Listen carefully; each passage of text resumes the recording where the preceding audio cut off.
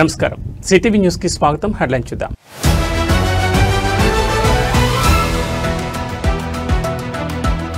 దక్షిణాదిపై దావూద్ కన్ను, డ్రగ్స్ దందాకు ఎల్టీటీఈతో పొత్తు.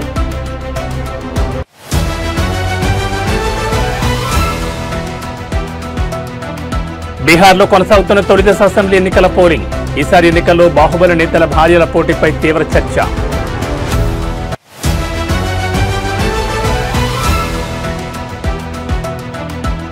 విజయ డైరీ మాజీ చైర్మన్ మండవి జానకిరామయ్య కన్నమూత. స్వగ్రామం మవ్వలో నేడు అంత్యక్రియలు.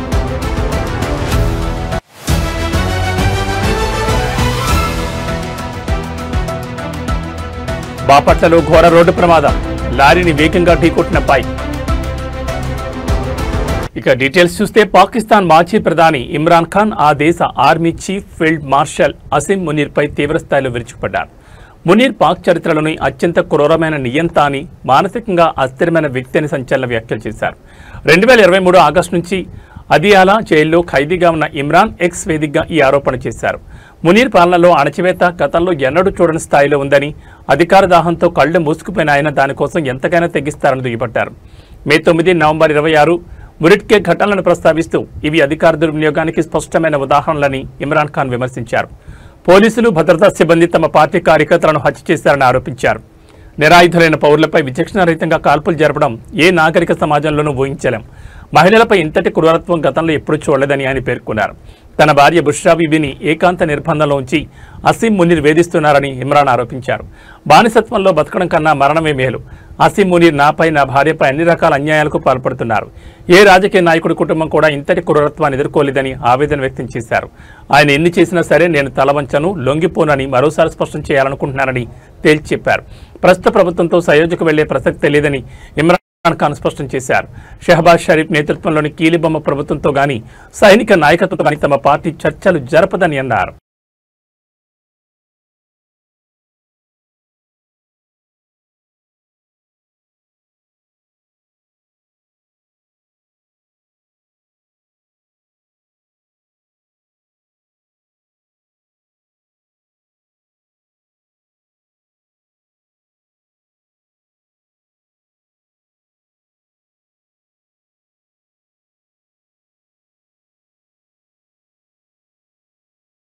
బీహార్ అసెంబ్లీ ఎన్నికల తొలి విడత పోలింగ్ ఈ ఉదయం ప్రారంభమైంది. ఇండియా కూటమి ముఖ్యమంత్రి అభ్యర్థి ఆర్జేడీ నేత తేజస్వి యాదవ్, కేంద్ర మంత్రి గిరిరాజ్ సింగ్ వంటి పలువురు సీనియర్ నాయకులు ఉదయాన్నే తమ ఓటు హక్కును వినియోగించుకున్నారు.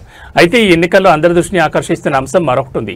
అదే బాహుబలి నేతలుగా పేరు పొందిన పలువురు నాయకుల భార్యలు, కుటుంబ సభ్యులు ఎన్నికల బరిలో నిలవడం. ఈసారి ఎన్నికల్లో బలమైన నేతల భార్యలు, కుమార్తెలు ప్రధాన పార్టీల నుంచి టికెట్లు దక్కించుకుని తమ అదృష్టాన్ని పరీక్షించుకుంటున్నారు. తొలి విడత పోలింగ్ లో పోటీ పడుతున్న వారిలో కొందరు ప్రముఖులు వీరే. బాహుబలి నేత సూరజ్ ఖాన్ సింగ్ భార్య అయిన వీణాదేవి మోకామా అసెంబ్లీ స్థానం నుంచి ఆర్జేడీ అభ్యర్థిగా పోటీ చేస్తున్నారు. ఈమె అనంత సింగ్ ను ఎదుర్కోబోతున్నారు.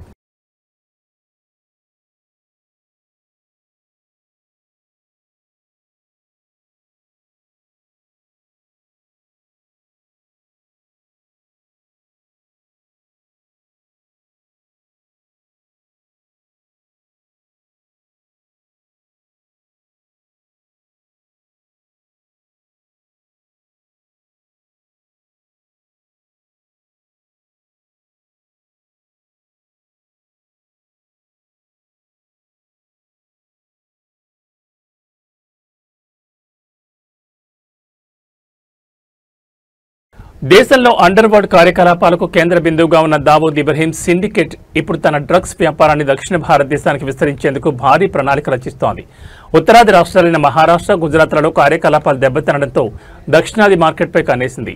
ఇందుకోసం ఒకప్పటి శ్రీలంక మిలిటెంట్ సంస్థ liberation tigers of Tamil ఈలం network ను వాడుకునేందుకు ప్రయత్నిస్తోందని భారత నిఘా వర్గాలు గుర్తించాయి. ఈ రెండు ప్రమాదకర శక్తులు చేతులు కలపడం దేశ భద్రతకు పెను సవాల్గా మారనుందని అధికారులు ఆందోళన వ్యక్తం చేస్తున్నారు. నిఘా వర్గాలు సేకరించిన సమాచారం ప్రకారం డి గ్యాంగ్ సభ్యులు శ్రీలంక, భారత్లోని మాజీ ఎల్టీటీఈ కార్యకర్తలు సానుభూతి పరులతో సంప్రదింపులు జరుపుతున్నారు. డ్రగ్స్ రవాణాకు అనువైన మార్గాలను గుర్తించి వ్యాపారాన్ని నడిపించేందుకు వారి సహాయం కోరుతున్నారు.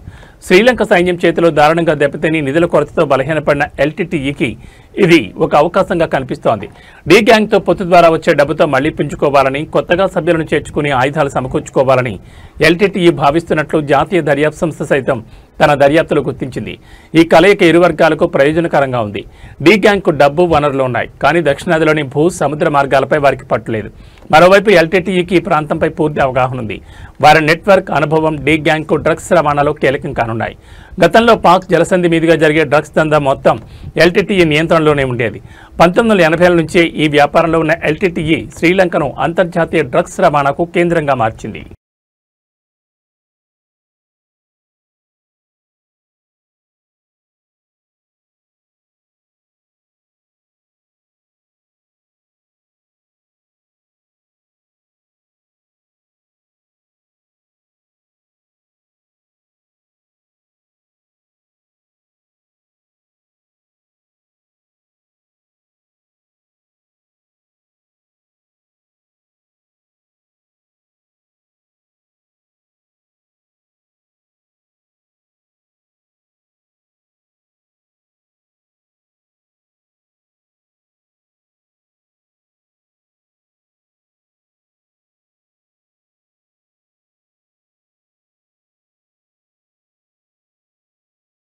విజయ డైరీ మాజీ చైర్మన్, పాడి రైతుల సంక్షేమ సారథి మండవ జానకిరామయ్య కన్నుమూశారు. కొంతకాలంగా అనారోగ్యంతో బాధపడుతున్న ఆయన గన్నవరం సమీపంలోని ఋషివాటిక వృద్ధాశ్రమంలో ఇవాళ ఉదయం తుదిశ్వాస విడిచారు.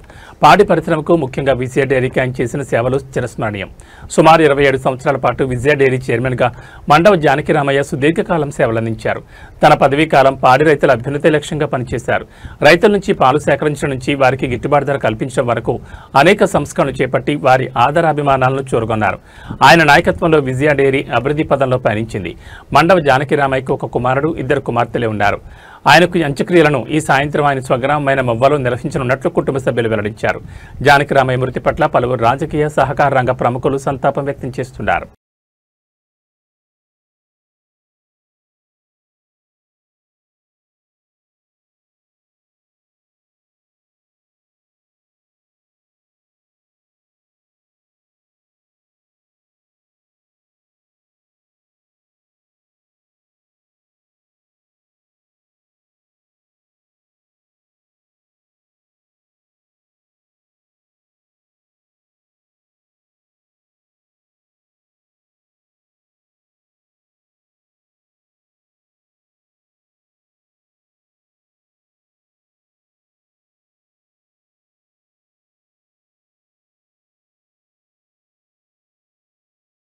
ఏపీలోని బాపట్ల పట్టణంలో ఇవాళ తెల్లవారుజామున ఘోర రోడ్డు ప్రమాదం చోటు చేసుకుంది. పట్టణంలోని క్లాక్ టవర్ కూడల వద్ద అతివేగంగా దూసుకొచ్చిన ఓ బైక్ లారీని ఢీకొట్టడంతో 2 యువకులు అక్కడికక్కడే ప్రాణాలు కోల్పోయారు. ఈ ఘటనతో స్థానికంగా విషాద ఛాయలనుకున్నాయి. గుంటూరు జిల్లా కొరటపాటుకు చెందిన షేక్ రిజ్వాన్, చింతల నాని స్నేహితులు. వీళ్ళిద్దరూ బుధవారం రాత్రి బైక్పై సూర్యలంక బీచ్కు వెళ్లారు. అయితే బీచ్ మూసి ఉండడంతో గుంటూరుకు తిరిగి మైలుమయ్యారు. ఈ క్రమంలో అర్ధరాత్రి 2:34 బాపట్ల గడియార స్తంభం కూడలి వద్దకు చేరుకున్నారు. అదే సమయంలో చీరాల నుంచి గుంటూరు వైపు వెళ్తున్న ఓ లారీని వీరి బైక్ బలంగా ఢీకొట్టింది. ప్రమాద తీవ్రతకు బైక్పై ఉన్న 2 యువకులు గాలిలోకి ఎగిరి రోడ్డుపై పడ్డారు. తీవ్ర గాయాలు కావడంతో ఘటనా స్థలంలోనే ప్రాణాలు విడిచిపెట్టారు. ఈ ప్రమాదానికి బైక్ అతివేగమే ప్రధాన కారణమని తెలుస్తోంది. ఈ దుర్ఘటనకు సంబంధించిన దృశ్యాలు సమీపంలోని సీసీటీవీ కెమెరాలో రికార్డ్ అయ్యాయి. ప్రస్తుతం ఈ వీడియో సోషల్ మీడియాలో వైరల్ అవుతోంది. సమాచారం అందుకున్న పోలీసులు ఘటనా స్థలానికి చేరుకుని మృతదేహాల్ని పోస్టుమార్టం నిమిత్తం ఆసుపత్రికి తరలించారు. కేసు నమోదు చేసుకుని దర్యాప్తు చేస్తున్నారు.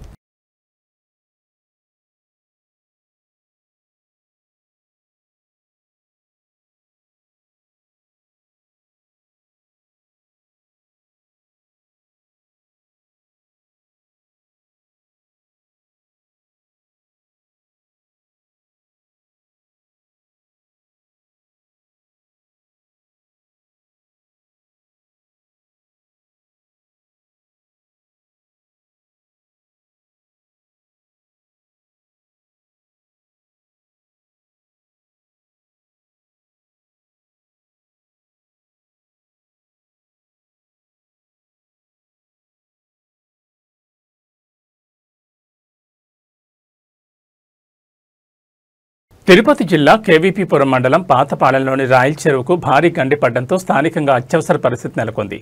చెరువు కట్ట తెగిపోవడంతో భారీగా నీరు వృధాగా బయటకు ఉప్పొంగు తోస్తోంది. చెరువు కింద ఉన్న 100 ఎకరాల్లోని పంట పొలాలు పూర్తిగా నీట మునిగాయి.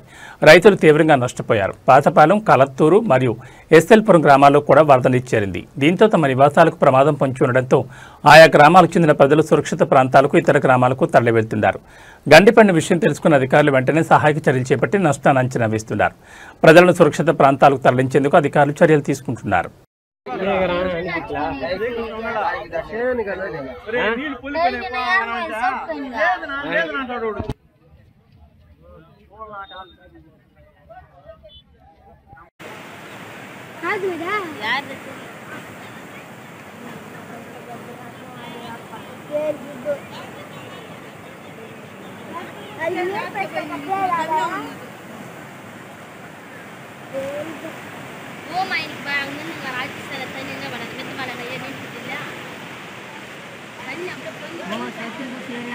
निकर गमनीर नानी सरे रा चलगो अंगर कोंब बारंग दो अंगड़ा दो अंगर कोंब इंगोंद सिबार अंगर कोंबो दांगी से कापी कोड कोंबो अद्रा कोंबो रेस्टोरेंट दिया रुपा सरे अपला वीडियोंगल्ले यूट्यूबंगल्ले बाकदो निजमाला बाकनोर इप्पु एदरका कन्नाला बाकनोर पारिंगो बकेट बकेट सिलेंडर పోయిని కదా బకెట్ కి పోయిని దా పుచ్ పారి సిలిండర్ పుచ్ పారి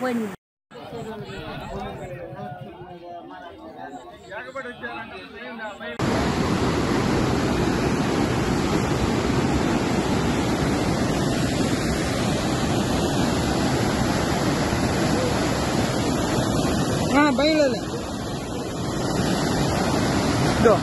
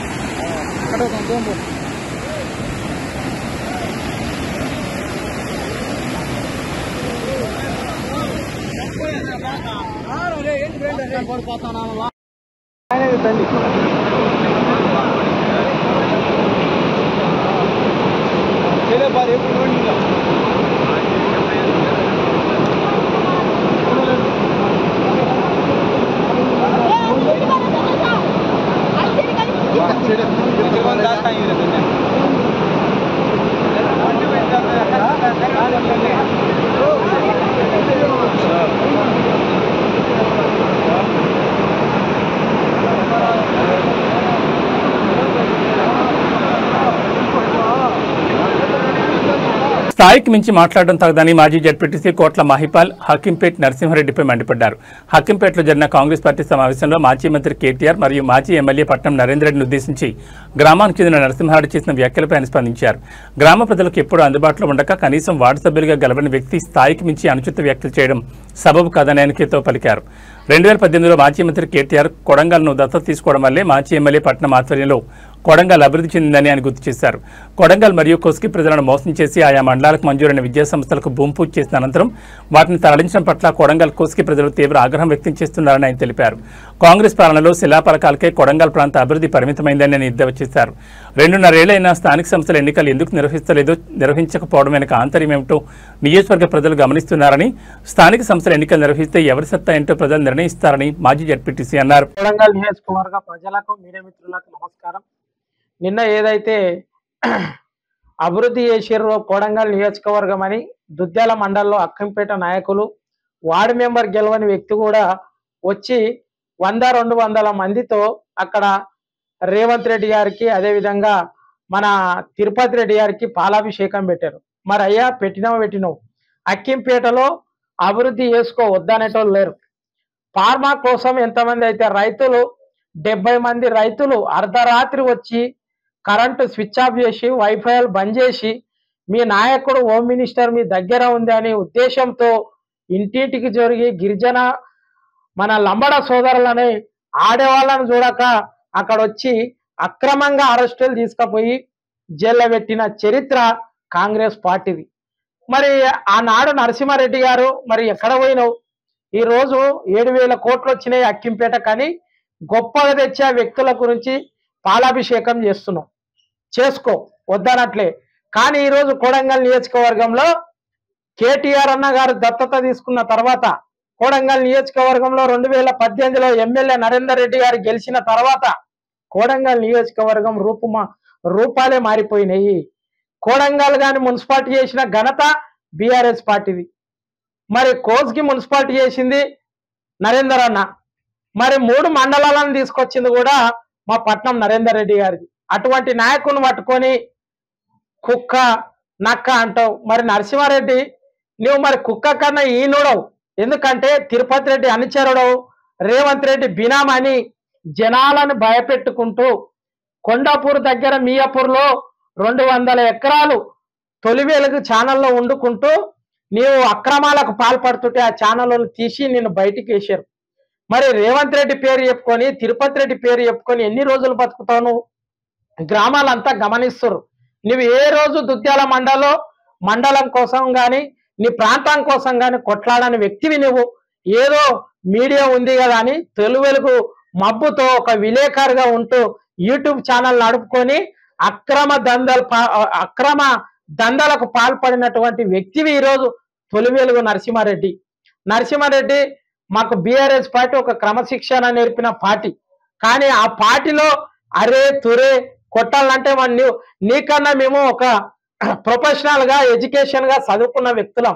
మా నోటికి అరే తురే రాదు. నరసింహారెడ్డి ఒక్కసారి నోరు అదుపులో పెట్టుకో.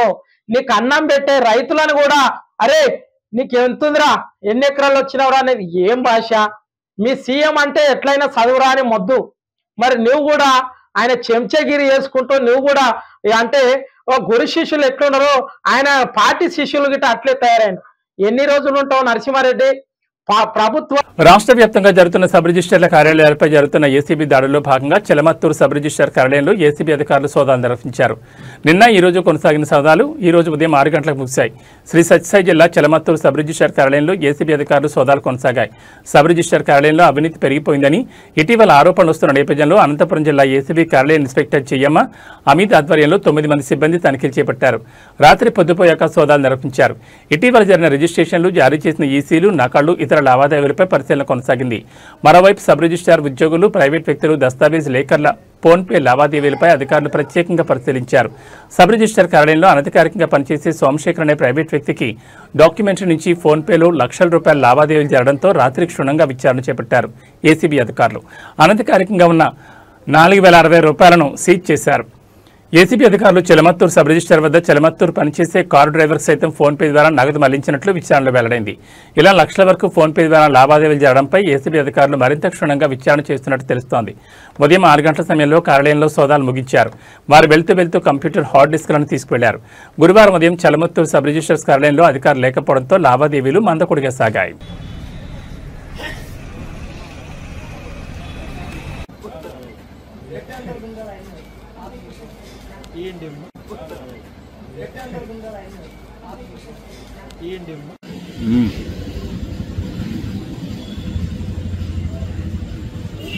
చూడు నా డబ్బులు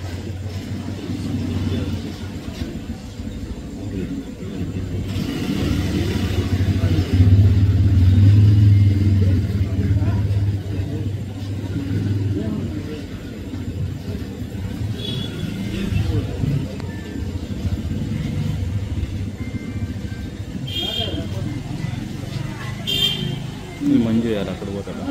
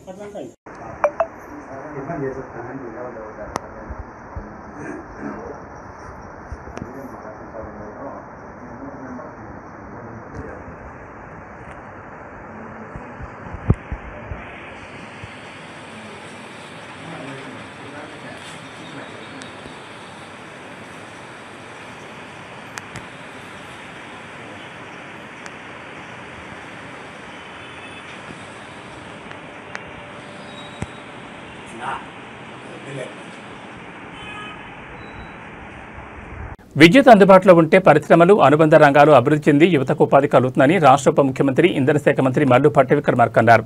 వికారాబాద్ జిల్లా పరిగి నియోజకవర్గంలో 674 కోట్ల రూపాయల వ్యయంతో నిర్మించనున్న ఒక 400 kV sub station 9 33/11 kV sub station నిర్మాణానికి శంకుస్థాపన చేశారు. అంతేకాకుండా నజీరాబాద్ తాండాలో 24 కోట్ల రూపాయల వ్యయంతో నిర్మించిన 220 kV సబ్ స్టేషన్ను ప్రారంభించారు. ఈ సందర్భంగా ట్రాన్స్ఫార్మర్లను పంపిణీ చేశారు. ఈ సందర్భంగా ఏబీఎస్ ఫంక్షన్ హాల్లో ఏర్పాటు చేసిన సమావేశంలో రాష్ట్ర ఉప ముఖ్యమంత్రి మాట్లాడుతూ నీళ్లు నిధులు నియామకాలతో తెచ్చుకున్న తెలంగాణ రాష్ట్ర ప్రభుత్వం ప్రజాపాలన పేరుతో ప్రజల సంక్షేమానికి అత్యంత ప్రాధాన్యత ఇస్తుందని తెలిపారు. ఇందులో భాగంగా అత్యంత నిరుపేదలకు 200 యూనిట్ల వరకు ఉచిత విద్యుత్ ఇవ్వడం జరిగిందని, ఇందులో భాగంగా 148,193 మందికి ఉచిత విద్యుత్ అందిస్తున్నట్లు తెలిపారు. పరిగి నియోజకవర్గంలో 44,465 మంది లబ్ధిదారులు ఉచిత విద్యుత్ లబ్ధి పొందుతున్నారని అన్నారు. ప్రభుత్వం వచ్చిన వెంటనే ప్రతి నియోజకవర్గానికి 3,500 ఇండ్లను మంజూరు చేసి ప్రతి ఇంటికి 5 లక్షల చొప్పున కేటాయించామని, తెలంగాణలో కేవలం సంక్షేమం కోసమే 106,310 కోట్లను ఖర్చు చేశామన్నారు. రైతు భరోసా, రుణమాఫీ, బోనస్, సన్నబియ్యంతో పాటు అనేక సంక్షేమ పథకాల కోసం ఖర్చు చేస్తున్నామని అన్నారు. రాష్ట్ర వ్యాప్తంగా 100 ఇంటిగ్రేటెడ్ స్కూళ్లను మంజూరు చేశామని, ఒక్కొక్క స్కూల్ 25 ఎకరాల్లో 200 కోట్లతో నిర్మిస్తున్నామన్నారు. పరిగి నియోజకవర్గంలో కూడా 200 కోట్లతో ఇంటిగ్రేటెడ్ స్కూల్ మంజూరయ్యాయని అన్నారు.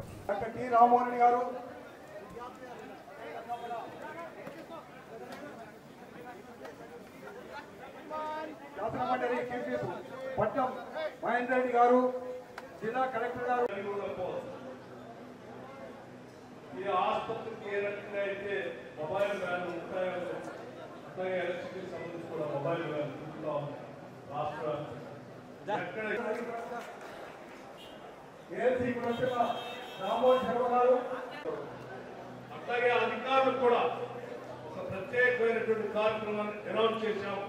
ప్రజా పాట ఎనర్జీ సంబంధించి, కరెంటు సంబంధించి, శాఖ సంబంధించిన అధికారులు సీఎండి దగ్గర నుంచి కింది స్థాయి అధికారులు కూడా గండి మండల లక్ష్మీనారాయణ గారు, అదేవిధంగా అసెంబ్లీ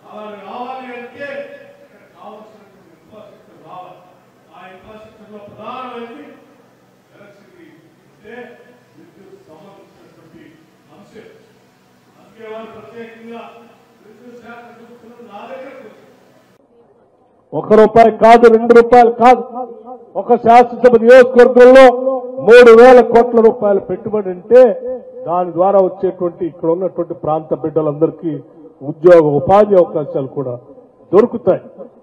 అంతేకాదు భవిష్యత్తులో ఈ ప్రాంతం పారిశ్రామికంగా కూడా అభివృద్ధి చెందాలి.